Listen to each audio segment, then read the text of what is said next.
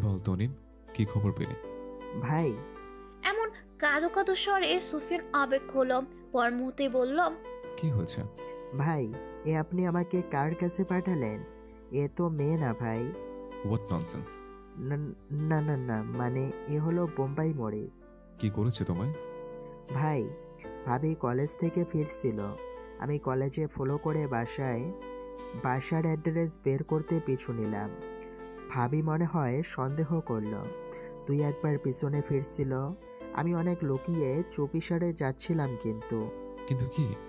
মাঝপথে ভাবি রাস্তায় দৌড়ে এসে আমাকে ধরে মেয়ে ধরা বলে জনগণের কাছে উদুম কেলানি খাইয়েছেন। সুফিয়ান মনোভাব সহকারে কথা শুনছিল। শেষের কথা শুনে সুফিয়ান হেসে ফেলল। তনিম তখনও হা হুতাশ করছেন। হাসিটা চেপে বলল, তোমাকে কে বলেছিল একা যেতে? টাফার। হাসতে হাসতে মাথাটা একটা বুদ্ধি এলো সুফিয়ানের। কয়েকদিন আগেই সেভ করেছে সুফিয়ান। কল দিতেই জল জল করে উঠল নেশা। চতুর্থবারের সময় কলটা রিসিভ হলো। অপর পাশ থেকে প্রাণেশা বলল, কে বলছেন? সুফিয়ান লম্বা শ্বাস ফেলে বলল, সুমি বলেছেন? প্রাণেশা শুয়ে শুয়ে একটা বই পড়ছিল। গায়ে একটা লেডিস শার্ট আর প্লাজো। ভ্রুকুচকে বললাম, জি না, আপনি বোধহয় রং নাম্বারে কল দিয়েছেন। আমি সুমি নই। কিন্তু আমাকে... ও বললাম তো আমি সুমি নই, আমি প্রাণেশা। ও আচ্ছা, তাহলে গন্ডি মেয়েটার নাম প্রাণেশা? প্রাণেশা পিলে চমকালো। গন্ডি মেয়ে মানে? লোকটা কি বোঝাতে চাইছে? ও, আজ কলেজ থেকে ফেরার সময় একটা লোকে ইচ্ছে মতো মার নিজেও দিয়েছে, সঙ্গে জনগণও দিয়েছে, খাইয়েছে। যদিও প্রাণেশা এখনো শিওর না যে লোকটা আসলে কে ছিল। সন্দেহবশত কাজটা করে কি ফেসে যেতে হবে। কলেজ থেকে ফেরার সময় মাথা এমনিতেই গরম ছিল, তার উপর নিজের সব রাগ মিটিয়েছে লোকটার উপর। তারপর বাসায় এসে নিজেই আফসোস করলো। কিন্তু এখন আফসোস করে কি হবে? চলেছেন মিস? প্রাণেশা তোতলানো গলায় বলল, জি জি শুনছি। তো আপনি কি জানেন আপনি কার গায়ে হাত তুলেছেন? প্রাণেশা কেঁদে ফেলার মতন অবস্থা হলো। কার উপর? এলাকার নেতার ছেলের উপর। প্রাণেশা মনে মনে ভয়ে শুকিয়ে যাচ্ছে। নাটক সিনেমায় দেখেছে সে নেতারা মেয়েদের উঠিয়ে নিয়ে যায়, অনেক সময় মেঘরে টুকরো টুকরো করে রাস্তায় ফেলে রাখে। প্রাণেশার চোখ লাল হয়ে গেছে, টুপটুপ করে জল পড়ছে। এখন কি তাহলে সে আমায় মেরে ফেলবে? সুফিয়ান মনে মনে ভীষণ হাসছে। এভাবে কে বিশ্বাস করে? তারপরও গুরুগম্ভীর কণ্ঠে বলল, হতে পারে। প্রাণেশা আওয়াজ করে কেঁদে উঠল। সুফিয়ান প্রথম কথোপকথনে বুঝতে পারল প্রাণেশা মেয়েটা সহজ সরল, বোকাশোকা, ভীতু। কিন্তু এভাবে কাঁদছে দেখে সুফিয়ানের নিজেরই কষ্ট লাগলো। হড়বড় করে বলল, আরে মেয়ে, কাঁদছো কেন? তোমাকে বাঁচাতেই তো আমি কল করলাম। আপনি সত্যি বাঁচাবেন আমায়? হ্যাঁ বোকা মেয়ে। কিভাবে? শোনো, তুমি যাকে মার দিয়েছ সে আমার পরম বন্ধু। আমি হলাম তার বেস্ট ফ্রেন্ড। যদি তুমি আমার কথা মতো চলো তাহলে আমি তোমার সাহায্য করতে পারি। প্রাণেশা আশার প্রদীপ খুঁজে পেল। খড়কুটোর মতো আঁকড়ে ধরার চেষ্টা করে বলল, সত্যি? হ্যাঁ, একদম সত্যি। আমায় কি করতে হবে? আমার সঙ্গে কথা বলতে হবে, যা বলবো সেটা মানতে হবে, বন্ধু হতে হবে। তাহলেই আমাকে আপনার বন্ধু আর কিছু বলবে না? একদম না, আমি না বললে কখনোই করবে না। প্রাণেশা খুশিতে ডগমগ হয়ে উঠল। 17 বছরের আদরে দুলালি এতটুকু বুঝতে পারল না যে তাকে বোকা বানানো হচ্ছে। খুশি খুশি সবটা মেনে ফোন রেখে দিল সে। সুফিয়ান ফোনের দিকে তাকিয়ে বলল, আমার বোকা প্রাণেশ্বরী। এমন হাসছিস কেন তুই? প্রাণেশার মা মিসেস আরা খাবার বাড়তে বাড়তে প্রশ্ন করল প্রাণেশাকে। প্রাণেশা তখন মগ্ন তার মনের মানুষের চিন্তায়। আজ 6 মাস যাবৎ সেই অজানা লোকটার সাথে কথা বলছে সে। কিছুক্ষণ আগেই ফোন দিয়ে পাগলামো কথাবার্তা বলে প্রাণেশাকে হাসালো। প্রাণেশা এখন একটা অভ্যাস হয়ে দাঁড়িয়েছে যেন। এই বয়সটা হলো ফ্যান্টাসির, এই বয়সটাই হলো ফ্যান্টাসির, যা দেখে সবাই রঙিন। একটু কিছুতেই অনেক বড় স্বপ্ন সাজিয়ে ফেলে এরা। প্রাণেশাও ব্যতিক্রম নয়। ওই মুগ্ধ করা কণ্ঠ শুনে প্রাণেশার মন ফুরফুর হয়ে আসে। খাবার টেবিলে বসে ভাত নাড়তে নাড়তে ফিক করে হেসে উঠতে মিসেস আরোরা ভ্রুকুচকে বললেন কথাটি। প্রাণেশা স্বাভাবিক মুখ করে বলল, গভীর প্রেম মনে হচ্ছে। ইভানানের কথায় কিঞ্চিত হাসলো সুফিয়ান। লাইব্রেরিতে বসে কিছু নোটস তৈরি করছিল, সামনে পরীক্ষা, তাই কিছু সময় হলেও পড়তে হবে, কিন্তু মনটা প্রাণেশার কাছেই পড়ে আছে। মাঝে মাঝেই অন্যমনস্ক হয়ে পড়েছিল, তাই ইভানান টিটকারিটা স্বরে কথাটা বলল। সুফিয়ান সরল স্বীকারোক্তি দিয়ে বলল, প্রেম নয়, নেশা। গভীর নেশায় পড়ে গেছে। এবার পরীক্ষাটা হোক, তারপর আমার গানকে পেশা হিসেবে বেছে নিয়ে প্রতিষ্ঠিত হব। আমার প্রাণকে আমার কাছে নিয়ে আসবো। কথাগুলো বলার সময় চোখ মুখ উজ্জ্বল আভা ফুটে উঠল সুফিয়ানের। ইভানান সেই আভায় নিজের নীল চক্ষুদয় নিক্ষেপ করে তাকিয়ে রইল। সেই দৃষ্টি সুফিয়ান বুঝতে পারল না। ইভানান গম্ভীর গলায় বলল, ছোট চাচার তো ব্যবসা আছে, এত নামি দামি ব্যবসা থাকতে তুই কিনা গানকে পেশা হিসেবে নিবি? সুফিয়ানের হাস্যজ্জ্বল মুখ শক্ত হয়ে এলো। খসখসে গলায় বলল, ওই লোকের ব্যবসায় বিন্দুমাত্র আগ্রহ নেই আমার। তার ব্যবসা নিয়ে সে যা ইচ্ছা করুক। আমার রিও ভালো পড়াশোনা করছে, তাইও নিজে কাজ করে খাবে, আর আমি আমার ক্যারিয়ার নিয়ে ছাদে করবো। তার নাম আমার সামনে নেবে না। আই জাস্ট হেট হিম।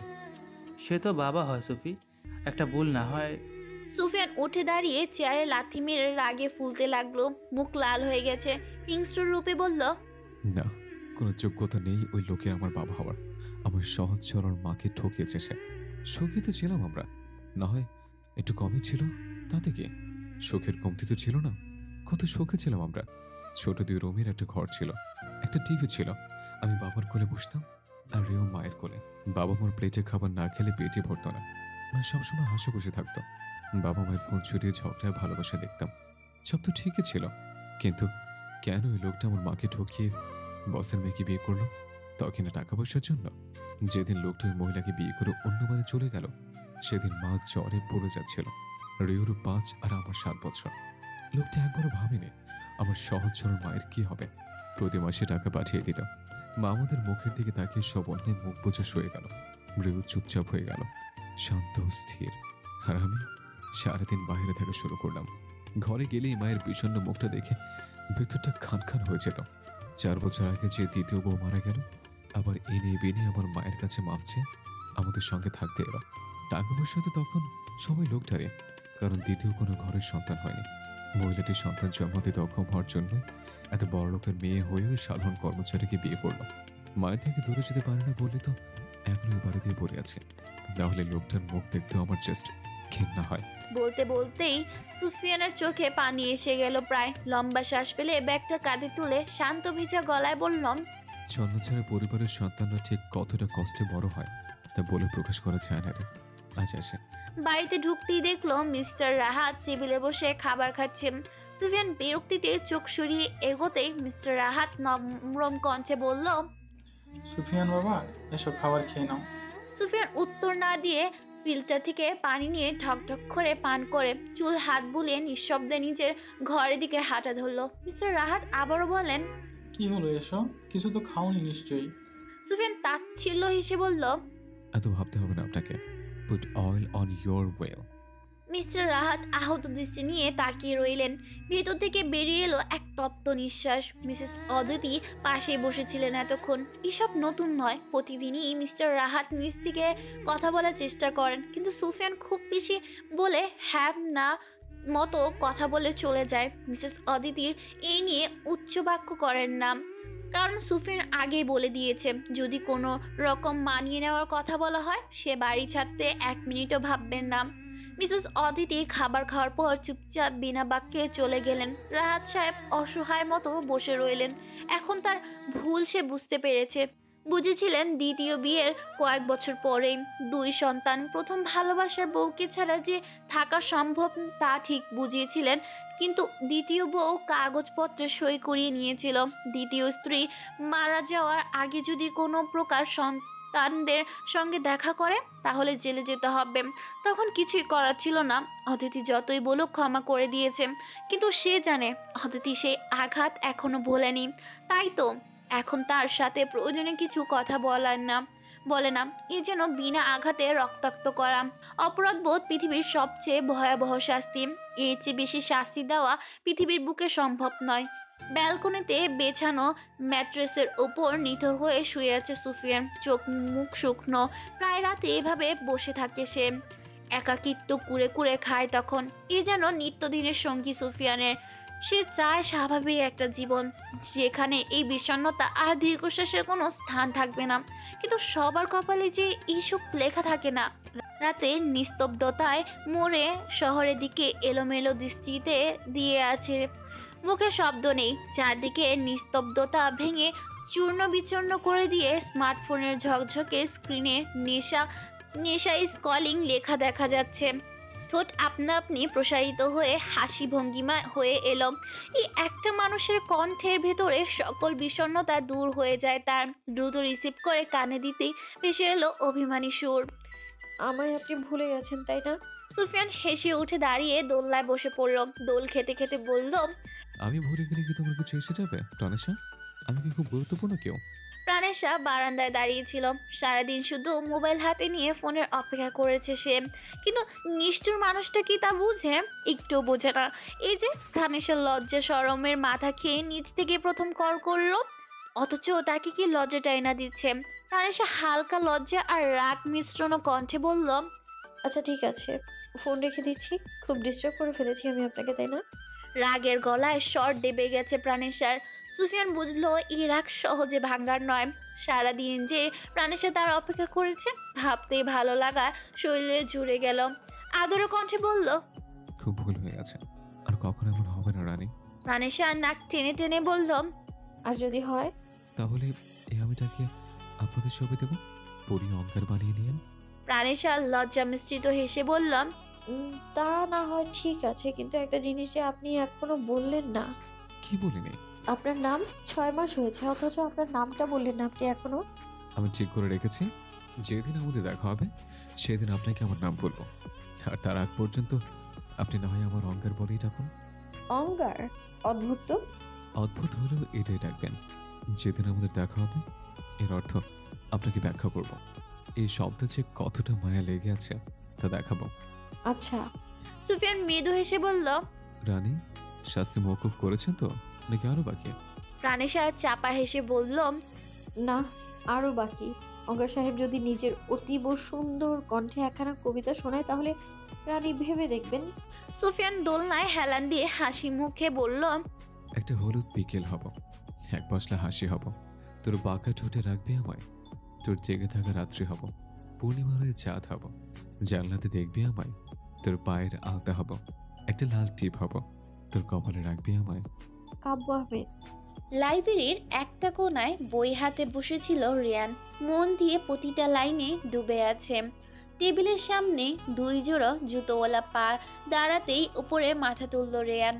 দেখা গেল নীল চোখের পুরুষটিকে, অর্থাৎ ইভানান। চোখে প্রতিদিনের মতন চশমা নেই, গায়ে একটা জার্সি দেখা যাচ্ছে লাল রঙের। রিয়ান নিষ্পাপ হাসল। ইভাননও হালকা হেসে পাশের প্লাস্টিকের চেয়ারটা টেনে বসে পড়ল। কিছুক্ষণ নিশ্চুপ থেকে রিয়ান বলল, কিছু বলবে ইব ভাই? ইভানান গম্ভীর হয়ে মাথা নাড়িয়ে হ্যাঁ বলল। রিয়ান ইশারায় বলল, তো বলো। ইভানান হাত ভাঁজ করে শরীরটা চেয়ারে এলিয়ে বসে রইল। তারপর তীক্ষ্ণ দৃষ্টিতে তাকিয়ে বলল, তোর মনে হয় না তুই নিজের অধিকার এখনো বুঝে উঠতে পারিসনি? রিয়ান অবাক হয়ে বলল, কিসের অধিকারের কথা বলছো? আরে বোকা ছেলে, নিজের ব্যক্তিগত অধিকারটাই তো পেলি না তুই। ব্যক্তিগত অধিকার? হ্যাঁ, এই যেমন দেখ, গড়েও তোর কোনো মর্যাদা নেই, আমার বাহিরেও কোনো মূল্য নেই। সব জায়গায় তো সুফিয়ানেরই জয়গান চলে। রিয়ান প্রতিবাদী স্বরে বলল, এসব কি বলছো? সুফিয়ান ভাইয়ের তো কোনো দোষ নেই এতে। আহা, উল্টো বুঝিস কেন? আমি কি বলেছি নাকি যে সুফিয়ানের কোনো দোষ আছে? সুফিয়ান তো প্রাণের বন্ধু ভাই, কিন্তু তুইও তো আমার ভাই হস, তোকেও আমি ভালোবাসি, তাই চাই তুইও ভালো থাক। আমি তো ভালো আছি ইব ভাই। সত্যি ভালো আছিস? একটু ভেবে দেখ তো। রিয়ান স্মৃতির পাতা হালকা উল্টাতেই চোখের সামনে ভেসে উঠল সবার করা অপমান, তাচ্ছিল্য। তারপরও মুখে হেসে বলল, এমন কিছু নেই ইব ভাই, ভালো তো আছি আমি। সুফিয়ান ভাই কত ভালোবাসে আমাকে, আমি খেতে পারছি, মাথা গোজার ঠাঁই আছে, এই বা কজন পাই বলো? ইভানান বিরক্তিকর স্বরে বলল, তোর এই বোকামির কারণেই তুই পিছিয়ে আছিস। দেখবি একদিন তুই কিছুই ভাবি না। মানে?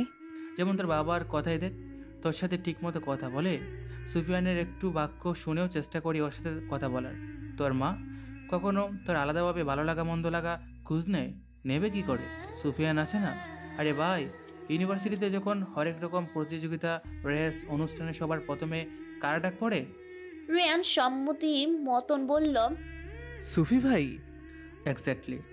সুফিয়ানের রূপ গুণের একটাও তোর মাঝে নেই বলেই তো তুই এখনো পিছিয়ে আছিস। তাহলে এখন কি আমার সুফি ভাইয়ের গুণগুণগুলো আমার মাঝে আনা উচিত?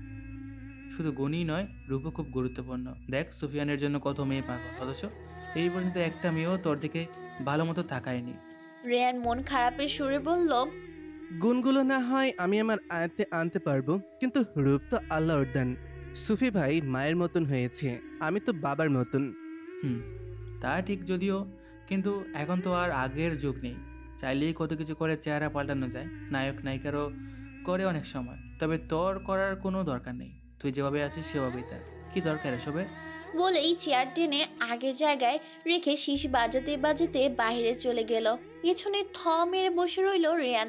মাথায় বারবার ইভানের কথাগুলো ক্রমাগত গর্জন করে উঠছে। নিজ মনেই বিড়বিড় করে বলল, প্লাস্টিক সার্জারি করলেই কি আমি বদলে যাব? না, কি উল্টোপাল্টা ভাবছি। যমজ হলো তো আলাদা কথা ছিল, আমি সুফি ভাইয়ের ছোট। তাছাড়া সুফি ভাইয়ের মতন হওয়ার কি দরকার? বলেই নিজের হাতে আবার বইটা নিয়ে নিল, কিন্তু মনোযোগ দিতে পারল না। কোনো খাবারের একটা পাশে যদি পোকা পড়ে, তাহলে আমাদের পুরো খাবারটার উপর অরুচি ধরে যায়। তেমন মস্তিষ্কের নেগেটিভটাই তাই সবচেয়ে বেশি ছড়িয়ে পড়ে। এক সপ্তাহ পরের কথা, রাহাত সাহেবের অনুরোধে আজ ডাইনিং টেবিলে বসেছে। সাধারণত রিয়ান নিজের রুমে খায়, সুফিয়ান কখনো বাইরে থেকে খেয়ে আসে, তো কখনো না খেয়ে কাটিয়ে দেয়। বাকি থাকেন রাহাত সাহেব আর মিসেস অদিতি। তারা একসঙ্গে বসে খান, কিন্তু সবাইকে অনুরোধ করে বলেছেন আজ যেন সবাই একসাথে বসে, কারণ তিনি একটি জরুরি কথা বলবেন। সুফিয়ান আসতে না চাইলেও মায়ের হাত জোর করায় না এসে পারল না। রিয়ান একবার বলার পরই এসে পড়ল। সুফিয়ান মুখের রাজ্যের বিরক্তি নিয়ে বসে একটা স্যান্ডউইচে কামড়াচ্ছিল, স্যান্ডউইচ খাচ্ছিল। কিছুক্ষণ পরেই রাহাত সাহেব গলা ঝেড়ে বললেন, আমি তোমাদের সবাইকে কিছু গুরুত্বপূর্ণ কথা বলার জন্য ডেকেছি। সুফিয়ান অনাগ্রহ নিয়ে বলল, তো বলুন দ্রুত, সে কখন থেকে বসিয়ে রেখেছেন? রাহাত সাহেব দীর্ঘশ্বাস ফেলে বললেন, বলছি। কথা হচ্ছে তুমি বড় হয়েছো, আমার বয়স বেড়েছে, তাই আমি চাই তুমি ব্যবসার হাল ধরো। ব্যবসা তো তোমারই। রিয়ানের কপালে হালকা ভাঁজ পড়ল। তার কারণ হলো ব্যবসা সুফিয়ানের বলায়। সুফিয়ান বলল, আমার থেকে এসবের এক্সপেকটেশন না রাখে রীতিমতো বুদ্ধিমানের কাজ হবে। আমি আপনার ব্যবসার একরত্তিও হাত দেব না, তাই নেক্সট এসব বলে আমার টাইম ওয়েস্ট করবেন না। রাহাত সাহেব আহত দৃষ্টি দিয়ে বললেন, তুমি আমার বড় ছেলে, যদি এসবের দায়িত্ব তুমি না নাও তো কি করে হবে? রিয়ানের মনে সৃষ্টি হলো একরাশ অভিমান, আর তার মস্তিষ্কে গিয়ে তৈরি হলো গভীর ক্রোধানল। মনে বারবার একটাই প্রশ্ন আসছে, সে না হয় দেখতে একটু খারাপই, কিন্তু পড়াশোনার যোগ্যতায় তো কম নয়। তাহলে সব জায়গায় কেন তাকে হেট করে নিচু দেখানো হয়? সুফি ভাইকেই কেন চোখে পড়ে? সেও তো তার ছেলের ব্যবসা বসবে। সুফি ভাইকে কেন চোখে পড়বে? সেও তো তার ছেলে। তাহলে ব্যবসা কেন সুফিয়ানের একারই হবে? কিছুতেই মেনে নিতে পারল না রেয়ানের ক্রুদ্ধ মন। হিংসা মানুষকে ঠিক কতটা খারাপ বানাতে পারে তা রেয়ান জানতো না। খাবার পুরোটা না খেয়েই হন করে নিজের রুমে চলে গেল। সুফিয়ান সহ সবাই কথায় ব্যস্ত ছিল, তাই সেদিকে খেয়াল করেনি কেউই। রিয়ানের মস্তিষ্কে শুধু চিন্তা এলো যে সুফিয়ানকে সবাই ভালোবাসে, শ্রদ্ধা করে, আর তাকে মনে করে অযোগ্য। তাই তো তাকে ব্যবসায় কিছু বলা হলো না। কিন্তু সে এটা একবারও চিন্তা করেনি যে সুফিয়ানের সঙ্গে তফাৎ কম হলেও সত্য একটাই, যে সুফিয়ান বড়। তাই রাহাত সাহেব সুফিয়ানকে বলেছেন। তার উদ্দেশ্য যে রিয়ানকে ব্যবসা না দেওয়া ছিল না, তা রিয়ান বোকার মস্তিষ্ক পৌঁছাতে পারেনি।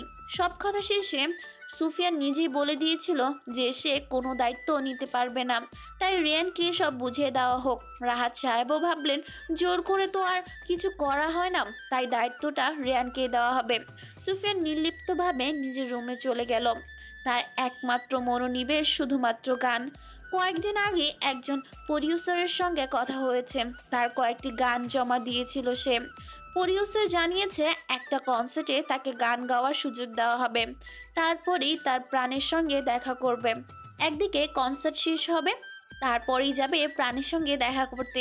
ফোন করে জানতেই প্রাণেশাও হ্যাঁ বলল। সেও খুব করে চায় মনের মানুষটাকে একবার দেখতে, যেখানে দুইজন মানব মানবী নিজেদের প্রেম নিবেদনে উচ্ছলতায় আচ্ছন্ন হয়েছিল।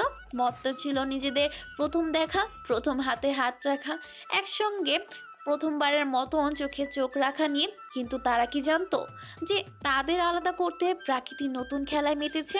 4 দিন পরেই রাস্তায় ইউনিভার্সিটিতে যাওয়ার পথে বড় একটা অ্যাক্সিডেন্ট হলো। সেই গাড়িতেই ছিল সুফিয়ান। গাড়ি ট্রাকের সঙ্গে অ্যাক্সিডেন্ট হয়ে সুফিয়ানের মারাত্মকভাবে আহত হয়ে গেল। অ্যাক্সিডেন্ট হওয়ার 40 ঘন্টা পর ডাক্তাররা সুফিয়ানের পরিবারকে জানালো আল্লাহর রহমতে সুফিয়ান বেঁচে থাকলেও গলায় জখম হওয়ায় রক্তক্ষরণ হয়েছে। তাই সুফিয়ানের গলা রিকভার করতে কয়েক মাস সময় লাগবে। রিকভার হওয়ার পর কথা বলতে পারলেও গলায় চাপ পড়ে এমন কিছু করা যাবে না। সুফিয়ান তখনও হসপিটালের বেডে অজ্ঞান হয়ে পড়ে আছে। মাথায় বেশ ভালোই আঘাত পেয়েছে, তাই তার জ্ঞান ফিরতে 4-5 দিন সময় লাগবে। জ্ঞান ফেরার পর 1 মাস বেড রেস্ট থাকতে হবে। রাহাত সাহেব আর মিসেস অদিতি ছেলে বেঁচে আছে এটাতেই খুশি হয়ে গেলেন। যতদিন লাগে ততদিন রেস্ট করুক। কিন্তু 2 দিন যাওয়ার পরেই কনসার্টের জন্য মিটিং করে দিন নির্ধারিত হলো। সুফিয়ান চুক্তিবদ্ধ ছিল প্রডিউসারের সঙ্গে। এখন যদি সুফিয়ান কনসার্ট না যায় তাহলে কয়েক লাখ টাকার ক্ষতি হয়ে যাবে। তার চেয়ে বড় কথা, সুফিয়ানের নাম অপ্রকাশিত থাকলেও একটা ছবি নেট ভিডিও সহ আপলোড হয়েছে।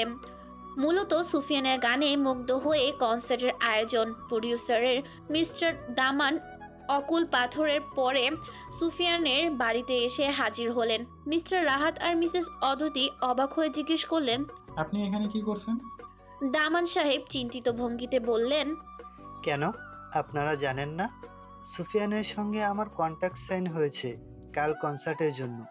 রাহাত আর অদিতি দুজনের ভেতর থেকে বেরিয়ে এলো হতাশার শ্বাস। রাহাত সাহেব এই বাড়িতে আসার পর থেকেই সুফিয়ান নিজেদের কোনো সিদ্ধান্তের ব্যাপারে তাদের জানায় না। যত বড় কিছুই হোক না নিজের ভেতরে চেপে রাখে। অদিতি ব্যাপারটা আড়াল করে বলল, ও হ্যাঁ বলছি তো, কিন্তু সুপিয়ানের অ্যাক্সিডেন্টের চিন্তায় ভুলেই গিয়েছিলাম আমি। আচ্ছা, কিন্তু এখন যে আমি সমস্যায় পড়ে গেলাম। সুফিয়ান তো শুনেছি খুব অসুস্থ, তাহলে কাল কনসার্টের কি হবে? পেছন থেকে একজন বলে উঠল। আমি হয়তো বা আপনার সাহায্য করতে পারি। সবাই অবাক চোখে পেছনে তাকিয়ে দেখলো রেয়ান দাঁড়িয়ে আছে। দামান সাহেব ভ্রুকুচকে বললেন, আপনি কিভাবে? রেয়ান ধীর সুস্থে এগিয়ে এলো। সোফার সামনে এসে দাঁড়িয়ে হালকা বিথিত গলায় বলল, সুফি ভাই তো খুব অসুস্থ, মনে হয় না কনসার্টে অংশ নিতে পারবে। তাছাড়া এই মাসেই নাকি পরপর 2টা অনুষ্ঠানে গাওয়ার কথা, কিন্তু সুফি ভাইয়ের গলায় রক্তক্ষরণ হওয়ায় আর কখনো গাইতে পারবে না। সে কি একেবারে গলা নষ্ট হয়ে গেছে? কথা বলতে পারবে তো? কথা বলতে পারবে, কিন্তু আর কখনো গান করতে পারবে না, অর্থাৎ সুর আসবে না। দামান সাহেব অবাক হয়ে বলল, তাহলে এক্ষেত্রে আপনি কিভাবে হেল্প করবেন? রিয়ান নিশ্চিত ভঙ্গিতে সোফায় বসল, কপালে ডান হাতটা ঘষে বলল, হ্যাঁ, আমি জানি সুফি ভাইয়ের মতন গান করতে পারি না, কিন্তু সুফি ভাইকে দেখে আমি মোটামুটি গান শিখে নিয়েছিলাম। প্র্যাকটিস করিনি, আগ্রহ ছিল না। এখন যেহেতু ভাই অসুস্থ, তাহলে সেক্ষেত্রে আমি পার্টিসিপেট করতেই পারি। গান গাইলে তো হবে না, তার সাথে চেহারা থাকতে হবে। আপনার চেহারা দেখেই তো মানুষ চলে যাবে। রিয়ানের ভেতরে রাগ আবারও উপচে উঠল। এতক্ষণ সে ভাবছিল আলাদা মাস্ক বানিয়ে সেটা দিয়ে শো করবে, কিন্তু সেই একই খোটা চেহারা। রিয়ানের ক্রুদ্ধ মন খলবলিয়ে বলল, চেহারা নিয়েই তো এত সমস্যা? তো এই চেহারা আমি সারা জীবনের জন্য পাল্টে ফেলবো। সুফি ভাই সত্যি আমাকে নিয়ে সবসময় নিচে নামিয়ে রেখেছে। এবার সুফি ভাই বুঝবে অধিকার না পাওয়ার ব্যথা। সরি ভাই, এটা আমায় করতেই হবে। নিজের জন্য একবার স্বার্থপর হয়ে দেখতে চাই আমি।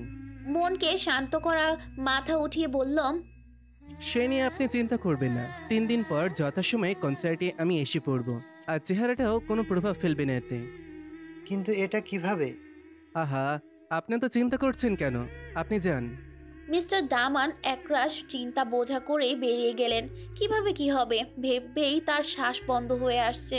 3 দিন পর কনসার্ট শুরু হতে আর মাত্র 10 মিনিট বাকি। কিন্তু এখনো রেয়ান এসে পৌঁছাতে পারেনি। দামান সাহেব ভাবছেন ঘোষণা করবেন যে সুফিয়ান আসতে পারবে না। মাইক হাতে নিয়ে স্টেজ উঠতে গেলে পেছনে কেউ তাকে ডাকলো। বিরক্ত হয়ে তাকাতেই হাত থেকে মাইক পড়ে গেল। এ কিভাবে সম্ভব?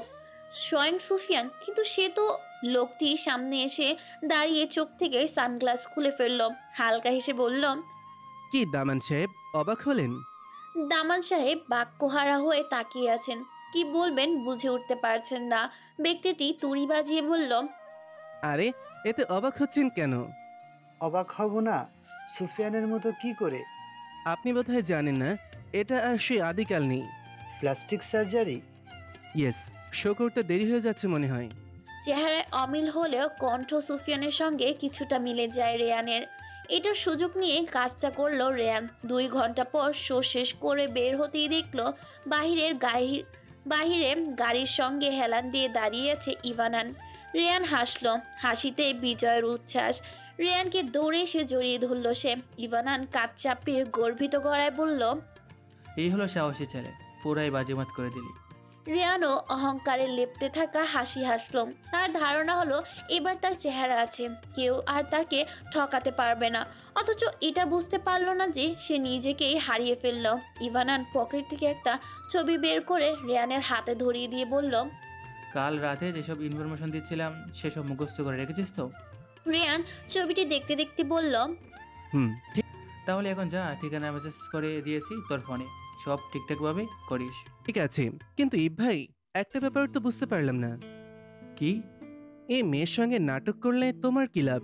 তুমি বলেছিলে দ্রুত সার্জারি করাতেই আমাকে সাহায্য করবে, তার বদলে আমাকে এই মেয়ের সঙ্গে প্রেমের নাটক চালাতে হবে? উফ, বেশি কথা বলিস না, তুই যা, আর যা বলেছিস সেসব কর। রিয়ান মাথা নাড়িয়ে চলে গেল সেই ঠিকানায়। যেতেই ইভানান ঠোঁট বাঁকিয়ে হাসলো, আর মোড়ো ভেঙে গাড়ির উপর লাফ দিয়ে বসে উপরের দিকে তাকিয়ে হাসতে হাসতে বলল, এবার তুই বুঝবি সুফিয়ান, আপন মানুষ ধোকা দিলে ঠিক কতটা কষ্ট হয়। বটতলা নিচে একটা সিটে বসে অনবরত হাত কচলাচ্ছে প্রাণেশা। কি ভীষণ আনন্দের অনুভূতি, সাথে কিছুটা লজ্জাও লাগছে। মনে মনে নানান কল্পনা জল্পনা করেছে কেমন দেখতে হবে মানুষটা। আর মনেই হেসে উঠল প্রাণেশা। ক্ষণ বাদে একটা গাড়ি এসে থামলো। প্রাণেশা উঠে দাঁড়িয়ে গেল। গেট খুলে বেরিয়ে আসলো ফর্সা ত্বকের এক মানবী। শব্দ করে হেঁটে এসে প্রাণেশার সামনে হাস্যজল ভঙ্গিতে বলল, কেমন আছে প্রাণেশা? বেশি অপেক্ষা করতে হয়নি তো? আমি রেয়ান তেজিব, যার সাথে তুমি এতদিন কথা বলেছ। গোধূলি পেরিয়ে সন্ধ্যার ঘ্রাণ ঘনিয়ে আসছে। দিক দিক দিকান্তে নানান মানুষ হালকা আনাগোনা শুরু করেছে। তাদের বেশিরভাগই সদ্য বিবাহিত, তাই প্রেমেও মাখো মাখো। কেউ একে অপরজনকে জড়িয়ে সূর্য ডোবার সোনালি আভায় ছড়িয়ে থাকা আকাশের দিকে মনোনিবাস করে আছে, তো কেউ আবার ভেজা বালির ওপর হাতে হাত রেখে হেঁটে বেড়াচ্ছে। সমুদ্রের কিনারায় ঘেঁষে দাঁড়িয়েছে প্রাণেশা, দৃষ্টি তার শান্ত নিথর। তার 3 হাত দূরে 1 হাত উঁচু করে নির্লিপ্ত ভঙ্গিতে চোখ বন্ধ করে বসে আছেন সুফিয়ান। প্রাণেশা একবার পেছনে ফিরে চাইল। এখনো সেই পুরোটা ভাবে বিশ্বাস করে উঠতে পারছে না যে 5টি বছর সে ধোকায় পড়েছিল। রেয়ানের সঙ্গে মনের মিল কখনোই ছিল না। সম্পর্কটা টিকে ছিল রেয়ানের দূরতা আর প্রাণেশার মনে দাগ কেটে যাওয়ার প্রথম 6 মাসের ফোনলাপ। প্রাণেশা ধীর পায়ে হেঁটে সুফিয়ানের সামনে দাঁড়ালো। সুফিয়ান মৃদু হেসে উঠে দাঁড়ালো। প্রাণেশার থমথমে মুখটা দেখে নিজের 2 হাত দিয়ে নিজের বাহুতে আবদ্ধ করে নিল। প্রাণেশা চেয়ে আছে অনুভূতিহীন ভঙ্গিতে, চোখের পাপড়ি ভেজা ভেজা, অতিরিক্ত ফর্সা ত্বকটা রক্তশূন্য ফ্যাকাশে হয়ে আছে। প্রাণেশার সাদা গালটার ডান হাতে ছুঁয়ে দিয়ে বলল, প্রাণ, হুম? সে অঙ্কারের কথা কখনো মনে পড়েনি? প্রাণেশার গাল বেয়ে 2 ফোঁটা জল গড়িয়ে পড়ল। সুফিয়ান হাত পেতে জলটুকু ধরে নিয়ে টি শার্টের ডান পকেটে এমন ভঙ্গিতে গুজে দাঁড়ালো যেন একটা মহামূল্যবান কোনো বস্তু। প্রাণেশা গলা রোধ হয়ে আছে, অদৃশ্য কিছু একটা যেন গলা শক্ত করে হাত চেপে ধরেছে। কেন কোনো রকম মাথা নাড়িয়ে বলল, পড়েছে, খুব পড়েছে। সুফিয়ান যেন তাচ্ছিল্য হাসলো। প্রাণেশাকে নিজের থেকে ছাড়িয়ে সমুদ্রের দিকে এগিয়ে গেল। সমুদ্রের ঠান্ডা পানির স্রোত হাঁটুতে ধাক্কা লাগছে। প্রাণেশা বুঝতে পারলো সুফিয়ানের চাপা কষ্ট। ঠিকই তো, এতগুলো দিন সুফিয়ান একাই তাকে ভালোবেসে গিয়েছে, আর তাকে কি দিতে পেরেছে প্রাণেশা? নিজেকেই নিজের প্রশ্ন করলো সে। দুই হাতে চোখ মুছে সুফিয়ানের পাশে এসে দাঁড়িয়ে বলল, রেয়ানকে আমার সন্দেহ হতো মাঝে মাঝে। প্রথম যেদিন আমার সঙ্গে দেখা হলো সেদিন আমার একটু সন্দেহ লেগেছিল, কারণ অঙ্গার তো আমায় বলেছিল সে এসে প্রথম আমার দিকে এক মুঠো ভর্তি তাজা বেলি ফুল এগিয়ে দেবে। কিন্তু রেয়ান এসে আমার সঙ্গে ফর্মাল আলাপ করছিল। তার 4 দিন পর আমার মোবাইল থেকে নিজেই অঙ্গারের নাম্বার সহ ডিটেলস ডিলিট করে দেয়। আমি জিজ্ঞেস করলে বলে এই নাম্বারটা এখন আর সে ইউজ করে না, এক মামাতো ভাই নাকি এই সিমটা নিয়ে গিয়েছে। আর তাই আমিও বিশ্বাস করিনি আমার অজানাকে ভেবে। একদিন ওকে জিজ্ঞেস করেছিলাম অঙ্গার মানে কি, সে সাধারণভাবে উত্তর দিয়েছিল কয়লা। সেই কথার মাঝে আমি মিষ্টতা খুঁজে পাইনি। সম্পর্ক ভাঙতে চেয়েও পারছিলাম না, কিভাবে পারবো?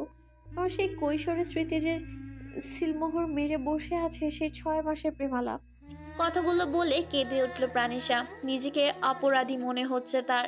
ভালোবাসার বিনিময়ে সে যে কিছুই দিতে পারল না। সুফিয়ান ব্যথিত হয়ে তাকিয়ে আছে। সে যে তার প্রাণশীল কান্না সহ্য করতে পারে না। তার বুকে যে খুব ব্যথা করে এই কান্নায়। প্রাণেশার কাছে এসে শক্ত করে জড়িয়ে ধরল সুফিয়ান।